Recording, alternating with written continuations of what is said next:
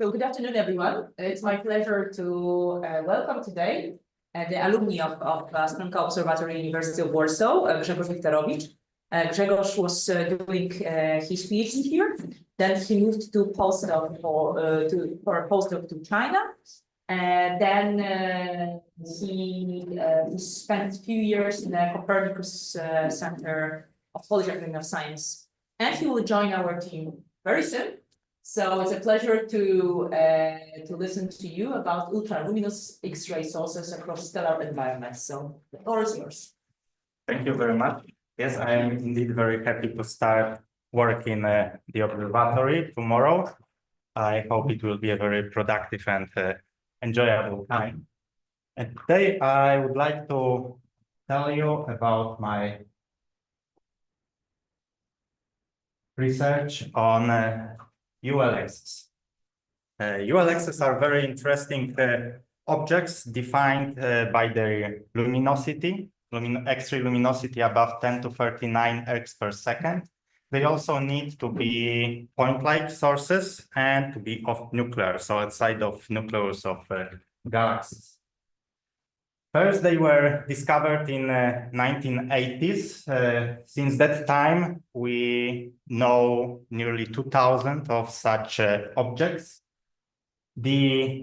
At first, they were interpreted as intermediate mass black holes because only such massive compact objects can emit this level of luminosity without breaking the Eddington layer.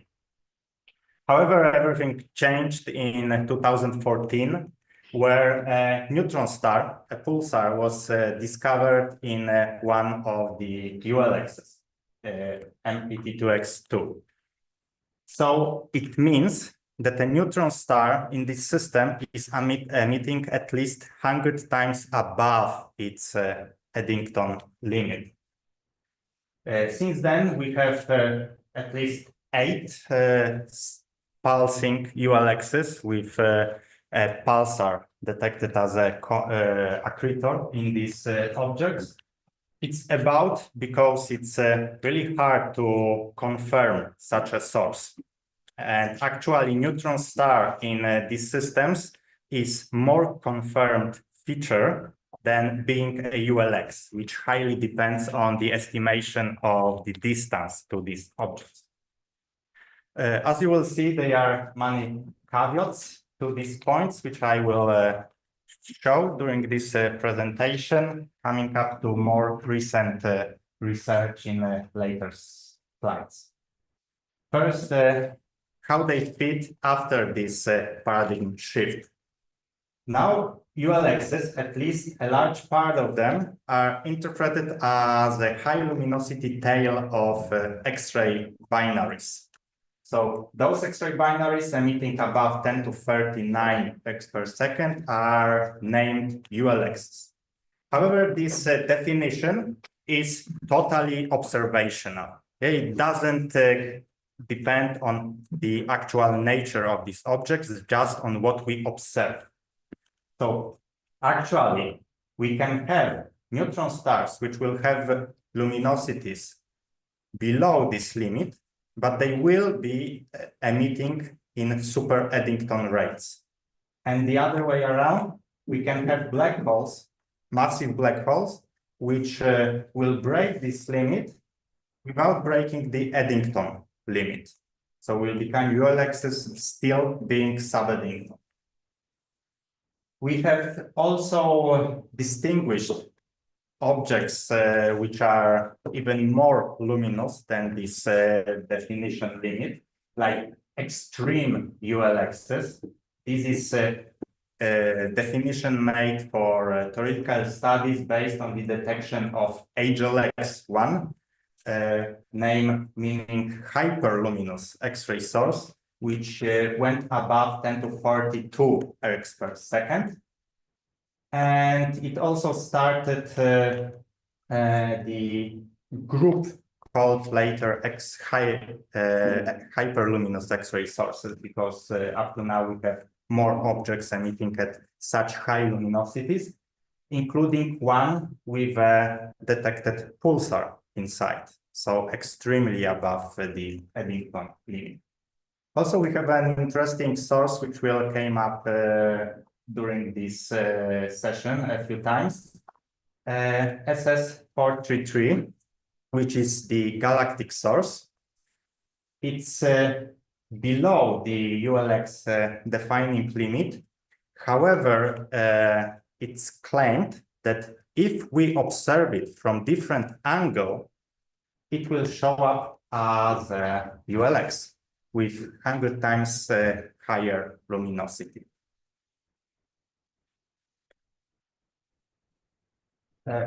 So that are questions which motivated work on ULXs. What's the true nature? What's the fraction of neutron stars, those that are detectable, versus black holes, which we still cannot confirm in ULXs? Also, what's the evolution leading to this, to the formation of these objects? How the environment influences them? And can ULXs still harbor intermediate mass black holes? Or we should rule them out? And also, from curiosity to motivation beyond just the study of ULXs, ULXs, understanding of them can help us to better understand the accretion processes, especially these extreme ones. Also, the stellar evolution and compact object formation. It's much easier to distinguish ULXs from large populations than X-ray binaries due to their high luminosities. They can be progenitors of gravitational wave sources due to the high masses involved. And also something that I'm not included in this research, but it's possibly worth noting that in cosmology, they can impact heavily the galaxy feedback and earlier ionization. My methodology focused on the population synthesis method, which involves simplified evolutionary models, but at large scale. For example, using the Star Trek code, we can evolve millions or even billions of binaries, so going into numbers comparable to the entire galaxies, from the birth to death of every binary and single star. The cons of this code is that every system is evolved sequentially. So we cannot simulate any interactions between the objects. In Mokka code, which includes also the dynamics, so interactions between these objects, we can mitigate this issue and simulate realistic globular clusters with millions of objects over Hubble time in manageable computational time. Let's start with the question, how luminous we can go. So how, if such sources are theoretically possible. HLX1 was some exception with its super luminosity of 10 to 32 ergs per second. And as I said, the classical interpretation was, let's just put an intermediate mass black hole there and everything is okay. But what if we assume that super-Eddington accretion is actually feasible? and we just need to reinterpret the accretion model to allow for such accretion flow. It's not just hypothetical. Modern codes, starting from the research by Oshuga and Kultanen, showed that when we do the magnetohydronics simulations properly, we can get the accretion flows above the Eddington limit when we include all the geometry of the accretion disks. The question still is how far we can go not to go into the instability, which will drive the accretion flow unstable, leading to the common envelope phase. Quickly showing the results, we get that both the black hole ULXs and the neutron star ULXs can go into this extreme ULX phase for a very brief time and with very diverse companions. Black holes with massive Hertzsprung gap stars, whereas neutron stars with evolved low mass helium stars. So, what's the demographic? The black holes have much heavier donors and accretors and emit at mass accretion rates thousands of times above the Eddington limit for a few thousand years. In evolutionary scale is super short. However, with neutron star extreme ULXs, it's even more extreme because the duration of this phase is just 100 years. It's on the edge of the computational limits for the time step of these simulations. And their peak of luminosity can go even up to 10 to 30, 43 ergs per second.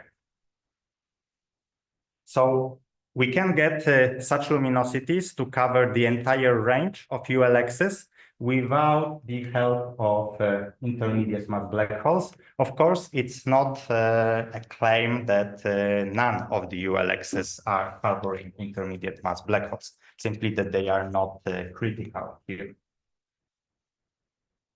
The problem with this research was when we counted the expected numbers. So some models predicted hundreds of ULXs that should be observable within the limits of the survey, which discovered ULX1, whereas other models showed that we shouldn't find such a sources, that there is very low probability that it will appear at such a distance. So the next step was to include the entire population of ULXs, not to focus just on these extreme cases, which can lead biased research. Just let's look on the entire population with the help of these modern codes. So the result was that ULXs appear in stellar populations sequentially. First, very early after the start of the star formation, we get black hole plus main sequence star donor.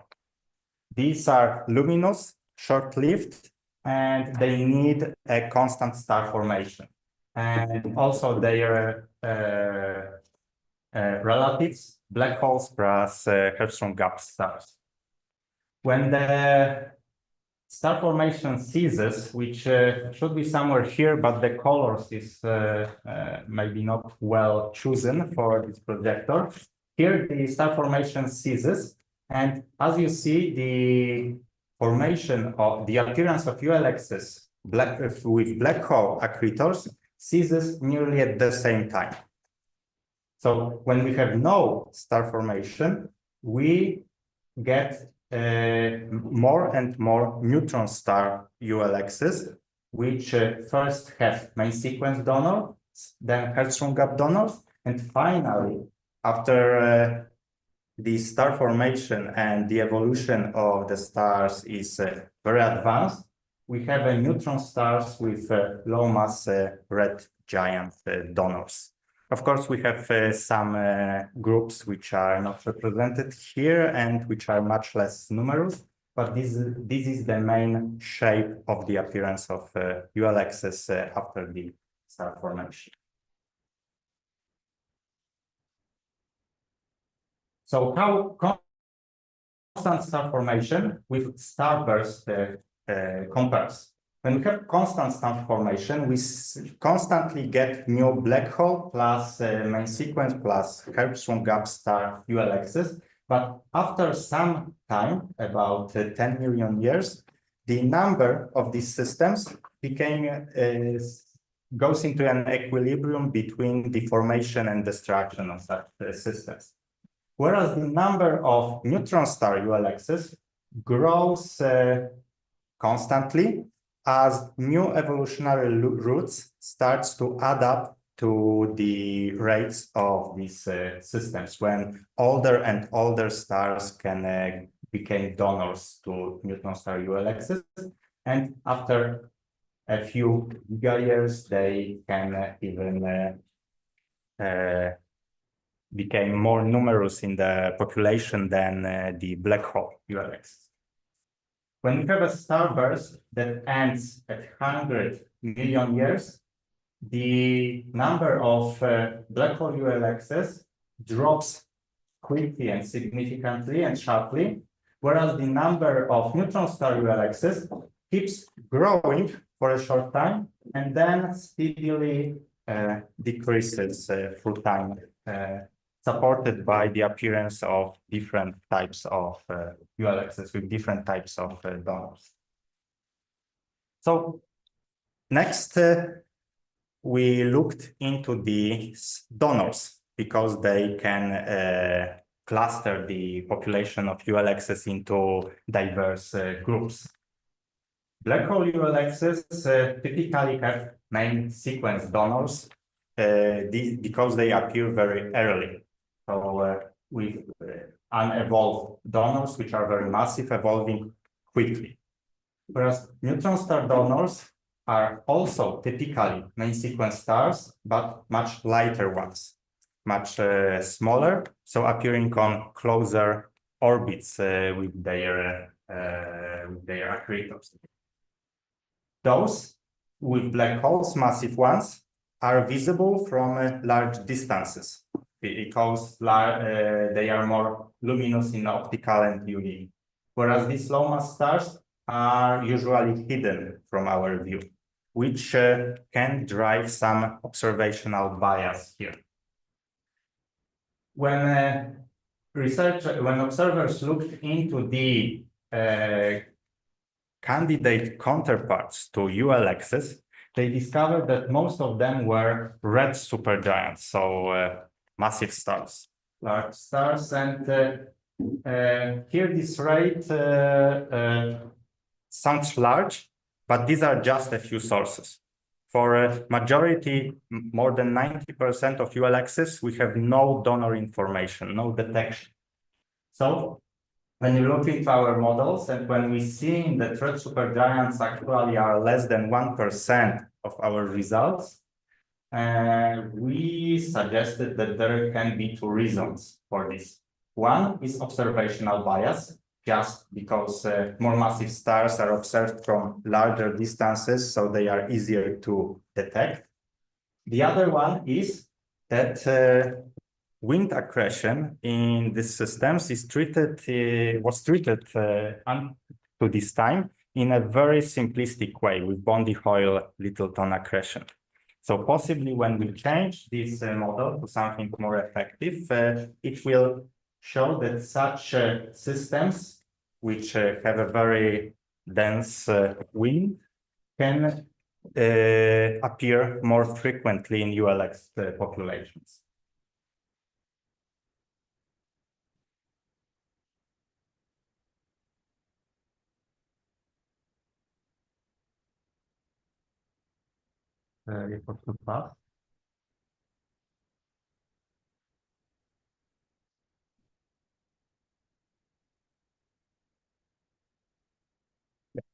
But before I start to dive into the wind accretion in ULXs, first, something which was super important at that moment for the research, the beaming of the radiation. People already earlier started to discuss that the emission from accretion disk shouldn't be uniform in all directions. And realistic models of the accretion flows suggested that the disk for super-Eddington accretion rates should become thick and opaque in the vicinity of the compact object. This means that the radiation from the very vicinity of the compact object can escape only through narrow funnels perpendicular to the accretion disks. So when the observer is located in this funnel of emission, he can see apparently much higher luminosity of the source than the observer which is located more edge on, who can actually do not notice that this system emits at such high rates. A very simplistic heuristic model proposed by King was that the beaming factor, which is just the solid angle of emission divided by the whole sphere, is proportional to the accretion rate in the Eddington units to -2 power. And the apparent luminosity visible will be the actual X-ray luminosity divided by this beaming factor. At first, we can thought that such a beaming factor can explain the ULXs without the super-Eddington accretion, but actually, for this model to work, we need the super-Eddington accretion, and it needs to be much higher than 1 for this model to work from the theoretical perspective. Another caveat here is that even if this increase of luminosity can make the ULX more visible or drive X-ray binary to become a ULX, the probability of observation drops below 1, because the observer needs to be localized along this beam of emission.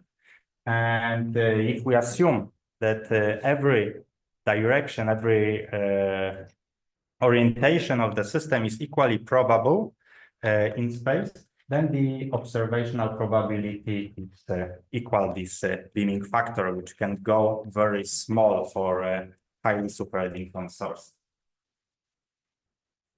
And this is actually the proposed case for the SS433 system in our galaxy, which observed edge-on, like in reality, has a luminosity around 10 to 36, 37 Hz per second, whereas observed face-on should go above the ULX defining limit, which was observationally confirmed through some modeling and observation recent work. So when we included this beaming factor into the picture, it appeared that most of the black hole ULXs still are not beamed. So their mass transfer rates are only slightly above the Eddington limit, which means that the beaming factor still is 1. So the emission is mostly or nearly isotropic. Whereas for neutron star ULXs, all of them must be beamed to become ULXs. And the median beaming factor was below 0.2, so most of them are highly beamed, and with the opening angle of about 30 to 50 degrees. This means that if we assume this isotropic orientation of systems in space, only about 15 to 20% of them will be observable. what this implies for the surveys, where we try to detect ULXs in large parts of the sky. If we have a volume limited survey, like for example, observing one galaxy, then the observed number of ULXs to the total number which actually lurks in this system will be about this beaming factor for each source. So we have a chance of detecting these systems, and the more collimated is the emission, the lower will be the chance of detecting such a system. The thing is different for flux limited surveys. When we just have a limit on the luminosity that we can detect, but we do not limit ourselves to some specific distance for which we observe. Here, beamed sources have lower detection probability, but they can be detected in larger volume than those ULXs which are not beamed. So these two effects partially compensate in such observational setups. Yeah, so this neutron star scarcity, despite them being abundant in simulations, can be explained by the fact that most of them are actually hidden from our view because they emit in different direction than the Earth, but they are not necessarily absent. And now coming to this wind accretion in ULXs. So Roslow overflow has this problem that when the ratio of mass between the donor and accretor becomes too extreme, it becomes unstable and leads to common envelope. And when we have a common envelope in a system with one compact object, typically we will not have a ULX later on. So this makes a problem for very massive donors in ULXs, which are actually observed. For example, in this P13 system, we have a very massive donor detected with a neutron star accretor. So in order of 10 mass ratio. And as said before, about 75% of all the candidate counterparts to ULXs currently detected are red supergiants. A solution here is the wind accretion, but not the standard Bondi coil, but the so-called wind Roslow overflow, which can bypass this criterion for the stability of the accretion flow. In a typical case, we can have a neutron star with an AGB star, which have a very slow, dense wind, powering this neutron star, driving the ULX level accretion, and later on became a quiescent system with a neutron star and a wide one. What's the model? Very simplistic, in very simplistic terms. Bondi-Hoyle Littleton, the wind is emitted in all directions, and only a small part within accretion radius of the compact objects is accreted and drives the emission. Whereas in the wind Roslow overflow model, the red supergiant is merely filling its Roslow, but the wind, which is slow and dense, fills this Roslow and becomes focused through the L1 point onto the compact objects, which drives the formation of the accretion disk and the stable emission in a super-Eddington rates. So from the efficiency, which was on the order of 1% of the mass emitted from the red supergiant, we can go with this model up to 50% of all the mass which leaves the donor to become accreted by the compact object.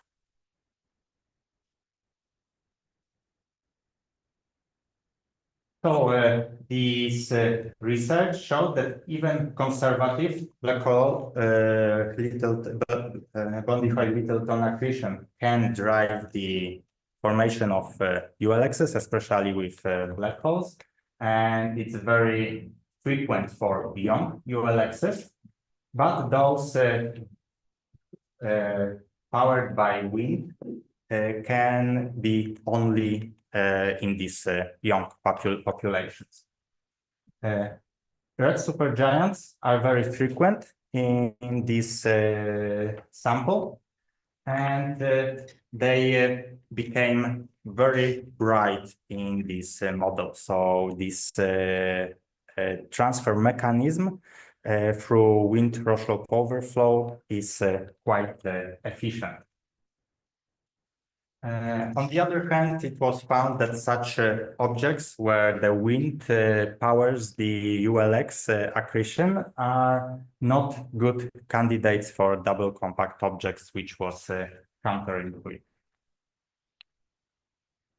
This application of wind-Roslow overflow showed that even these 5 red supergiant counterparts among hundreds of tested ULXs, which were near enough for the identification of this star, are consistent with the results of the models when we turn on this wind-Roslow overflow accretion.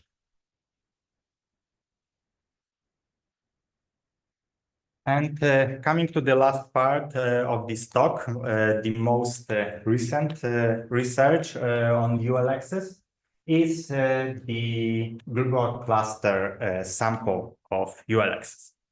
So the picture is that we know nearly 2,000 of ULXs. However, only 30 are located in global clusters. It's when we take only the mass, the stellar mass, this number here should be an order of magnitude larger. So there is some mechanism that limits the formation of ULXs inside global clusters.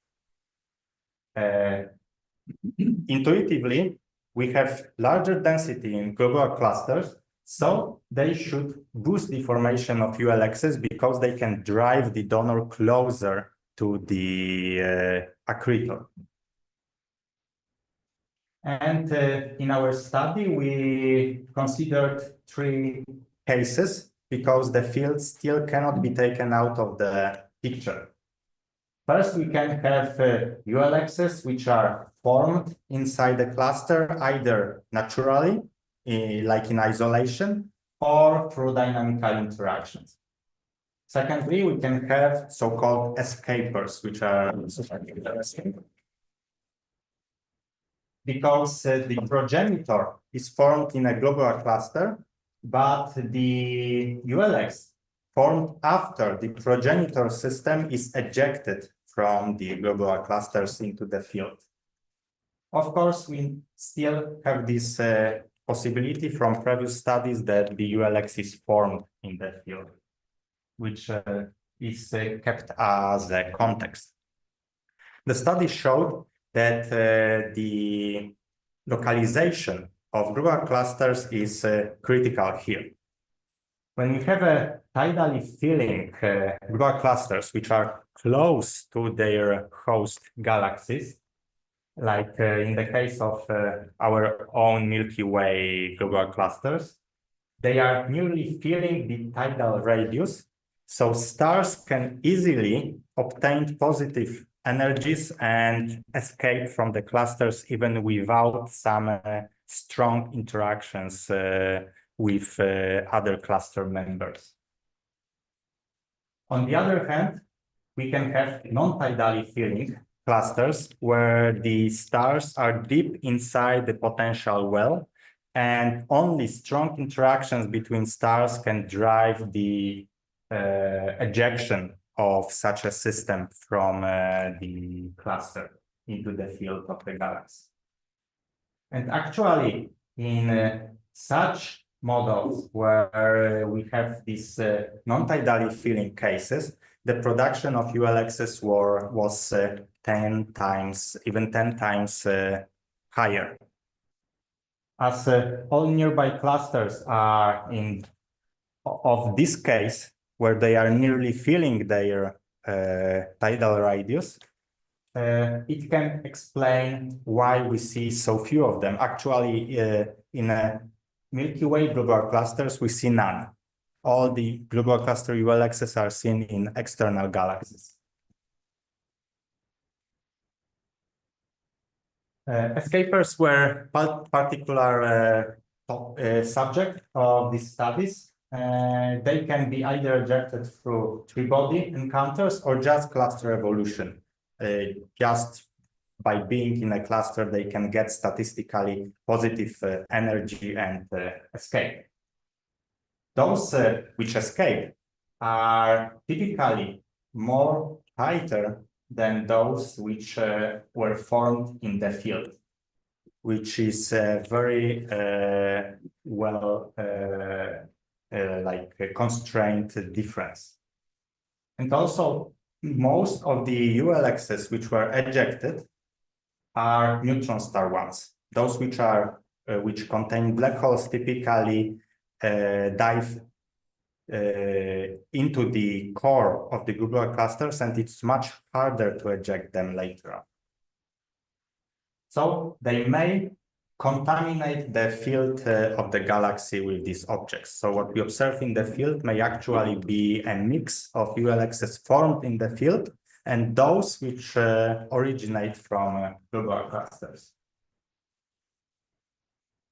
Yes, so we cannot extrapolate the field because the globular clusters environment is highly different, but there is a huge intersection. So ULXs coming from the globular clusters and those coming from the field largely have a very similar parameter space.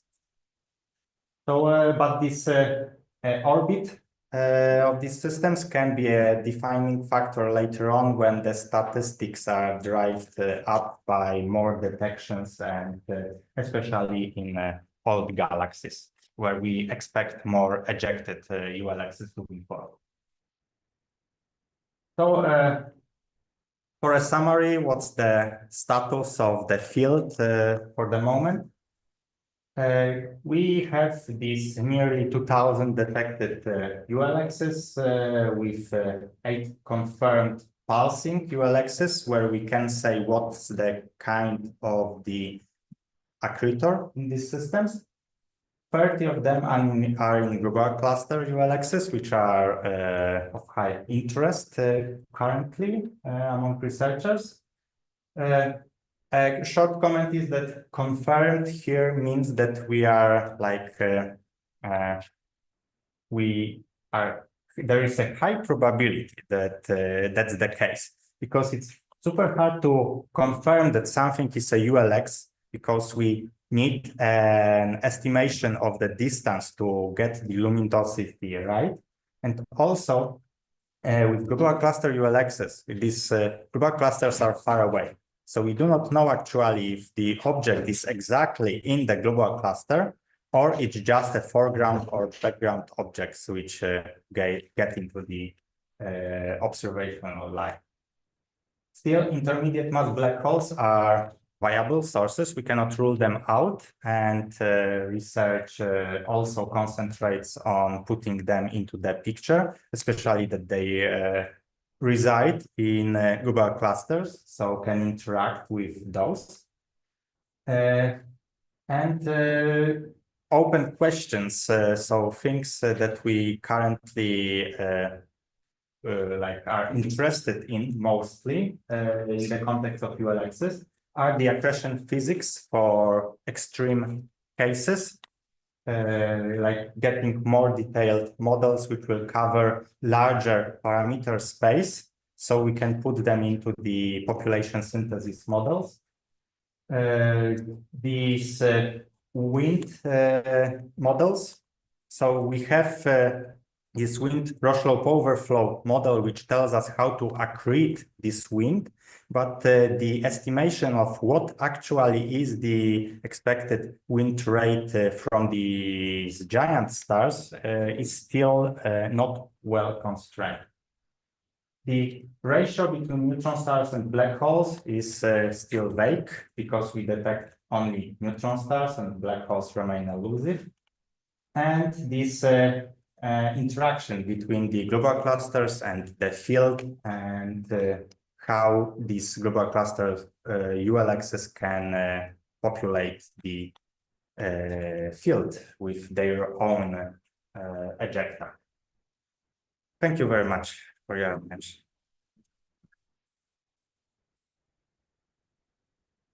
Thank you, Nick. Very interesting.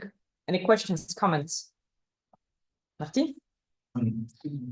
Are there any chance to measure dynamical masses of these objects with sources? Yeah, so it connects with the problem of detecting the donors in these objects. So whenever we detected these stars, they were so far away and they were so luminous that no radial curves were visible or detectable.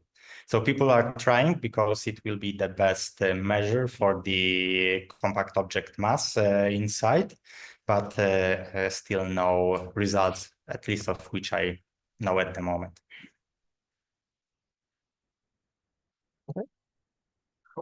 The distances to these objects measured?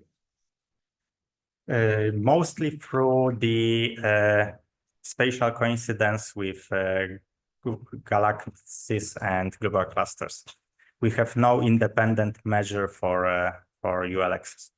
For some systems of high interest, like these pulsar ULXs and HLXs, people tried some advanced methods, but still the error range is quite large, but mostly through spatial coincidence. What do you mean advanced methods?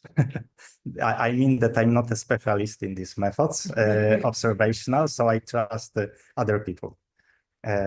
So cannot tell you the details at the moment.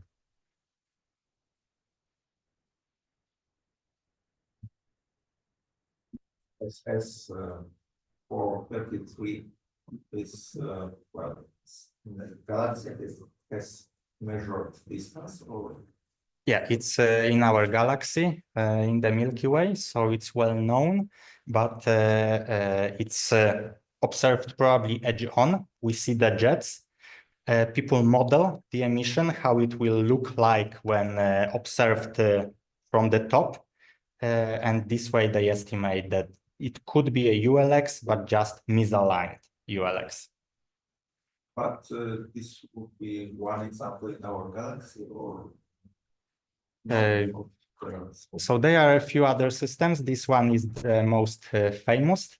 The other one is from these most famous ones is in Small Magellanic Cloud, which just have a burst above 10 to 39 X per second when it was detected, and later on it just dimmed, but it's still included in some researches as a nearby ULX. And there is a handful of other sources.